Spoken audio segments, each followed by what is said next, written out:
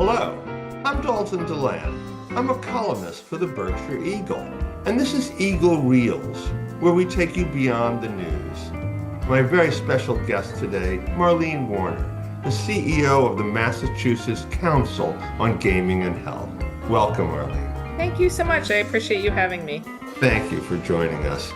Just a couple months ago in November, two Cleveland Guardians pitchers were indicted on federal charges for rigging pitches. One was arrested in Boston. Is sports betting out of control?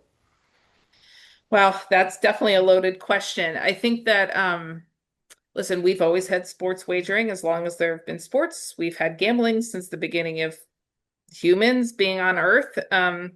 Is it out of control? I think that there needs to be a lot more awareness as it relates to education and information, as it relates to regulation. So I think the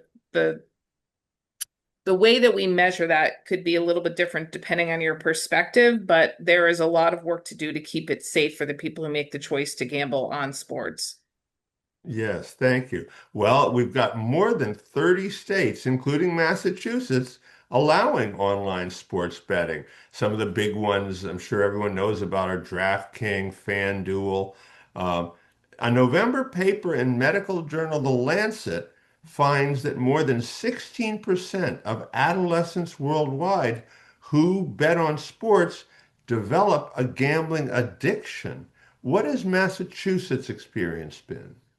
Yeah, so we know that a couple of things. As it relates to youth, first of all, it's hard to collect that data, right? Youth are just a hard group to assess in terms of problems. So we have something in the United States, and states can opt into certain questions. So not every state assesses gambling, but we know that in Massachusetts, because of the Youth Health Survey, um, we've seen certain demographics drop down in terms of gambling and others increase. And so we know that, probably no shocker to folks, young men tend to have more participate more in gambling and have more gambling problems.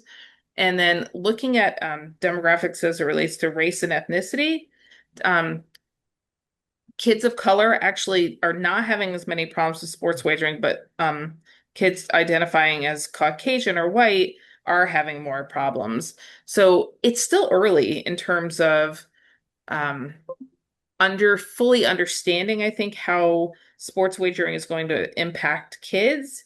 And when we define kids, I mean, we typically talk about ages 12 to 20 because in Massachusetts, it's legal to gamble on sports at 21. But to be honest, when we're thinking about high school age kids, a lot of them are either accessing it because of parents or they're accessing it because they're doing it through an offshore site, or just gambling illegally online. Well, you raised the question of the of ages, and correct that in most states it's illegal before 21.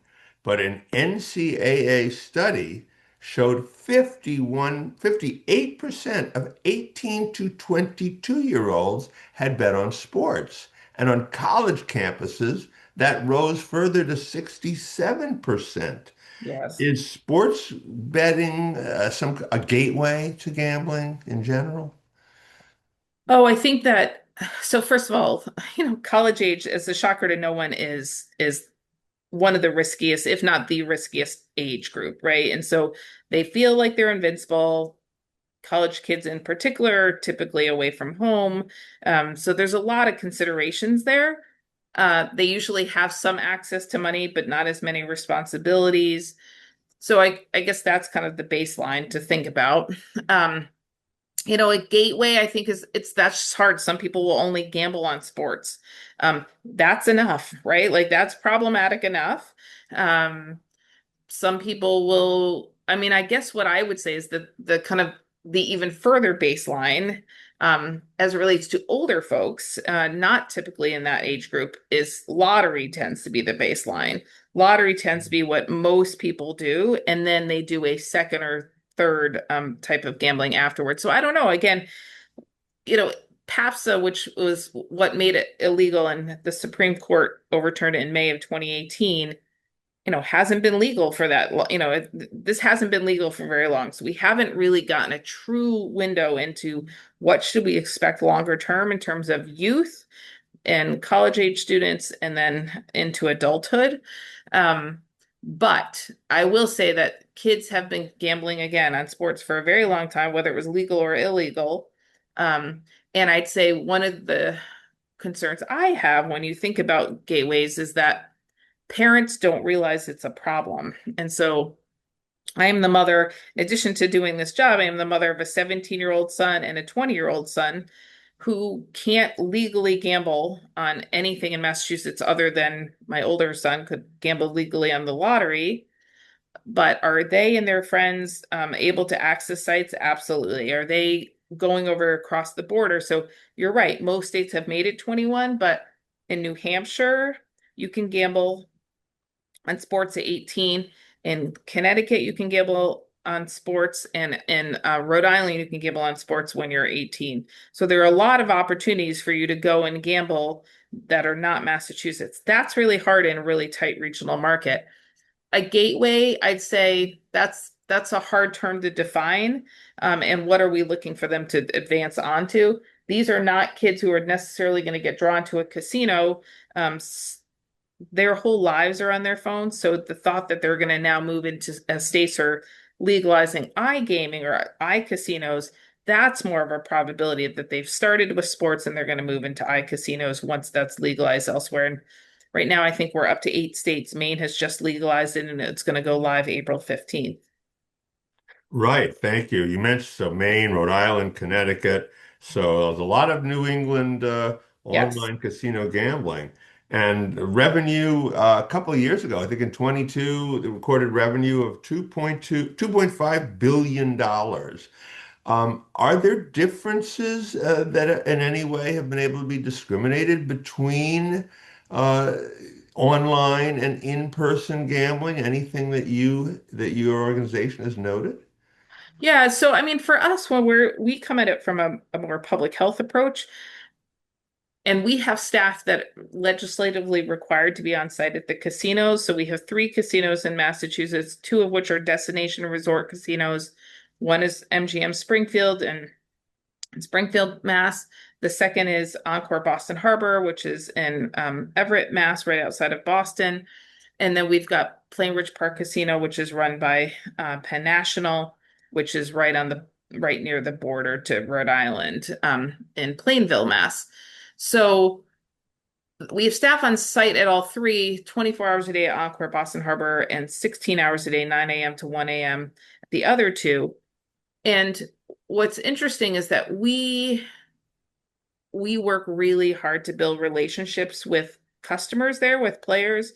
There are a lot of regulars. We spend a lot of time building that engagement, but they really have to, the onus is on them to make the decision to use a program called Play My Way to budget how much they're spending on those slot machines or use some of the harm reduction options and work with our staff to do that. It's really on the onus is really on the individual because people really can't track their play, especially it's not required to play with a card. A lot do, but it's not required to use a player's card.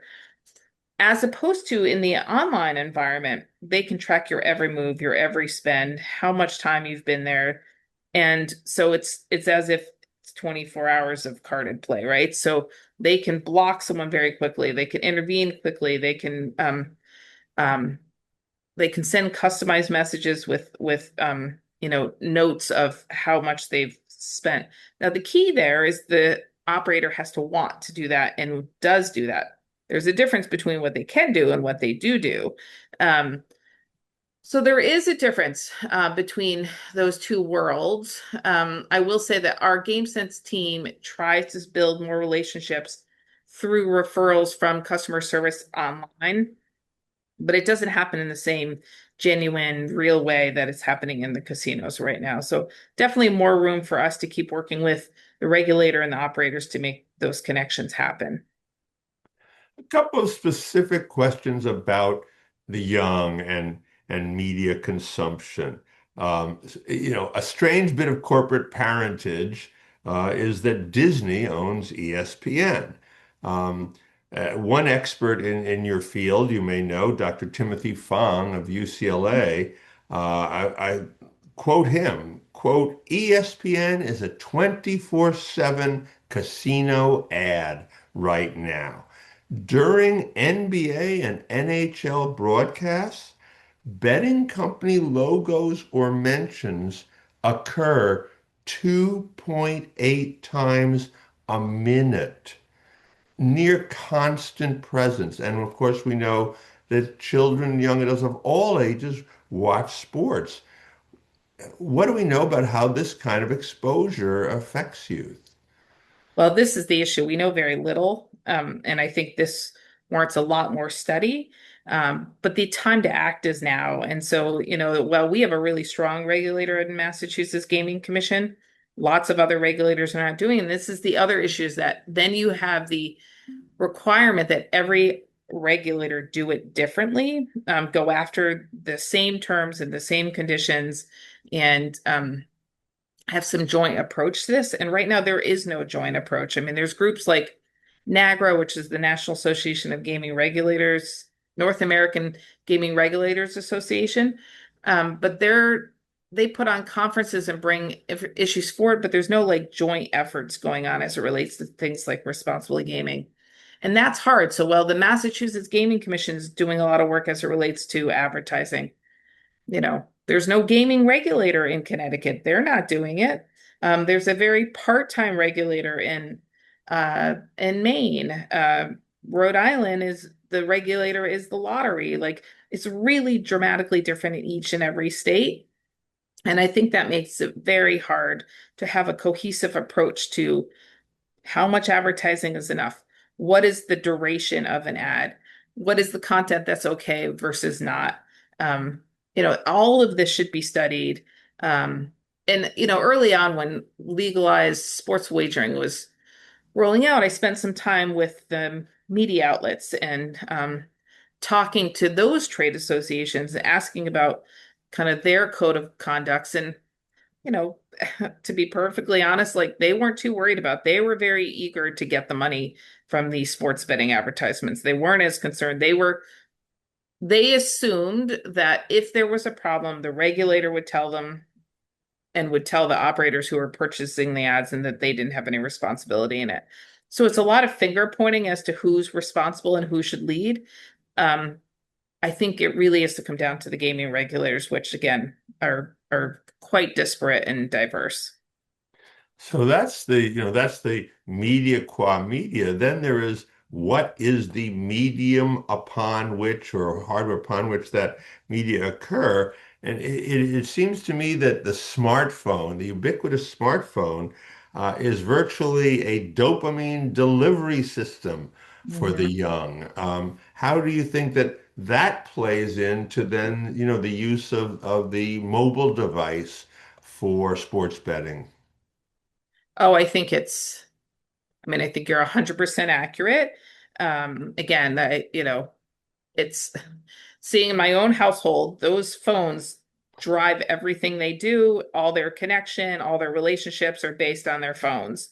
Um, and and the gambling companies know that and take advantage of that opportunity. So even if you're not, so one of the things we struggle with as well is that so maybe it's not, one of the top sports betting companies sending advertising directly, but it's the indirect that's also happening. To your point, like so actually ESPN might not be an example because they are a sports betting company now, but you know, um trying to think of one that hasn't gone into sports wagering because now we have ESPN is in sports wagering, Fanatics is in sports wagering, Sports Illustrated is in sports wagering. Like that's the other thing. They've all become these gambling kind of conglomerates, and everyone's kind of joined together.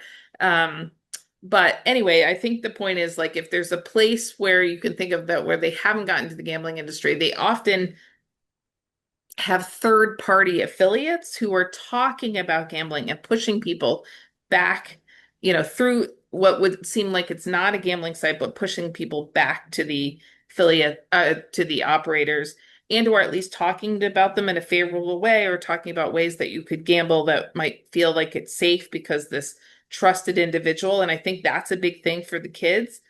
Who feels like a trusted adult? Who feels like an adult that can really sway you? Those are the folks that are being brought in to talk about gambling, and it seems innocuous, but it's building a pathway in their brains that says, I can trust this person. It's legitimizing it, I guess is really the best way to say it. That's problematic too. And it's something, we're just talking about, but we don't have a ton of data on. That's again another kind of gut level reaction to a lot of this work. And then we need to get past gut level reactions and get some real data on this, but we're not there yet. Yeah, you're talking there about influencers, and of course we know that in adolescence peer pressure is enormous, and Yes. the waning influence as young people age of their parents. But Yes. you're a parent, you've spoken about that of teenagers. What could a parent do to help prevent problems? Well, I think the first thing that we really have to consider, and we keep hearing about this, is that parents are opening accounts for their kids. So, first and foremost, in the same way that really shouldn't be throwing a party and offering alcohol to your children or bringing drugs into your home and offering them to your children, you also shouldn't be opening up a sports betting app. Don't open an account for a 17-year-old on FanDuel and hand it over to them. That is wildly inappropriate. They're age limited for a reason. And so that's, I guess, a big one for me. I guess the other thing is just the way you would talk about drugs and alcohol and sex and all these other things people are worried about. You should also be talking to them about gambling. Um, Paying attention to their bank accounts. Who are they spending time with? Like again, a lot of this tends to be things people don't think about. As long as they're often we hear from parents, as long as they're not drinking and drugging and out having sex. Well, they're potentially causing a whole nother level of issue, because when they're sitting secretly in your base, quietly in your basement with their on their phone, they may be seriously engaged in something that's quite can be quite addictive, and that's problematic. So having those conversations, paying attention, leaning in, just like you would at any other issue. Those are great. Those are great points. I'll restate them for our readers and our viewers. Not opening a Yeah. sports betting account for them, and keeping an eye, if you can, on Yeah. their money flow and their bank accounts. Those are terrific, terrific points. Generally, top priorities in this arena we've been discussing of the Massachusetts Council on Gaming and Health. Yeah, I mean, obviously we're trying to kind of think of this from all angles. So making sure people have who are legally able, so first of all, that you only gamble when it's legal. And if you make the choice to legally gamble, that you have the information you need to be able to do it safely. So one, walk in being an informed gambler. Make sure you understand how gambling works, you understand the odds, you understand the probabilities, you understand the games. Shocking to me how many people play games that they don't actually know how they work. So that's the first thing, being an informed gambler. Two is that you utilize the tools that are out there. At this point, and this, and it kind of doesn't matter what form of gambling we're talking about. There's so many ways to put limits in place, put warnings in place, utilize those tools. They usually have pretty low utilization. So utilize those tools to keep yourself in check and understand how your gambling compares to your peers. Then I'd say, the other thing that we're trying to do is we are working with the operators, with the vendors, with the regulators to make sure that the games are safe, that they're less risky than has sometimes been proposed, working on the content of advertising, the limiting of advertising. So making the environment and the games and the products safer. And then really thinking about the community aspects, making sure that there are actually treatment of, systems available, and that it's not just outpatient, that there's also inpatient and intensive outpatient, so on and so forth. Talking to folks with lived experience, I think, is really crucial. So we spend a lot of time making sure lived experience is a part of all these different elements.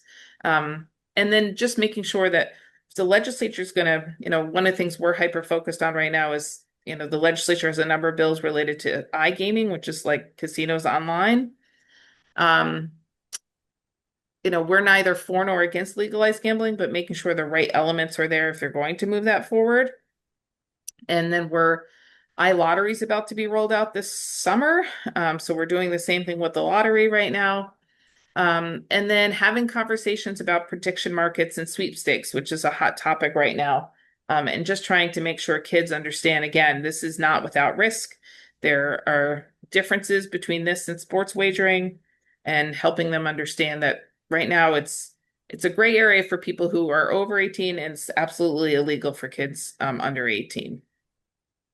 Yeah, it's important, and I know that about the organization, and I'll restate what you said that the council is neutral on the Yep. question of gambling, but obviously focused on preventing problem gambling. So that's really, and you led us to that as well, the question of what are the treatment options. If you're an individual. Lastly, if you're an individual who you feel that you have a problem, or you're the parent or friend of someone you suspect has a gambling problem or addiction, you could be very specific here. Where should those people turn? What are the resources you'd like to recommend? Yeah, I think the best place to start is to call the statewide helpline, which is 1-800-GAMBLER. And from there, you can access resources such as 12-step programs, which is Gamblers Anonymous or Smart Recovery meetings. You can access treatment, which the Department of Public Health's Office of Problem Gambling Services provides. Those are across the state, outpatient at least, and then they can refer you to other forms of treatment if those aren't suitable. And then if you want to connect with the game sense advisor on site at the casinos or online, you can go to gamesensema.com, or you can call 1-800-426-1234, and we can help you do voluntary self-exclusions because we do all the self-exclusions across the state. Marlene, you've been extremely helpful, and thank you for your work. Of course. Marlene Warner, CEO of the Massachusetts Council on Gaming and Health. I hope you've enjoyed this conversation. If you're already a member, a subscriber to the Berkshire Eagle, thank you. If you're not yet, please consider becoming one. It's how we have these sorts of conversations and keep the flame of local journalism alive. I'm Dalton Delan. I'll see you next time on Eagle Reels and in the pages of the Berkshire Eagle.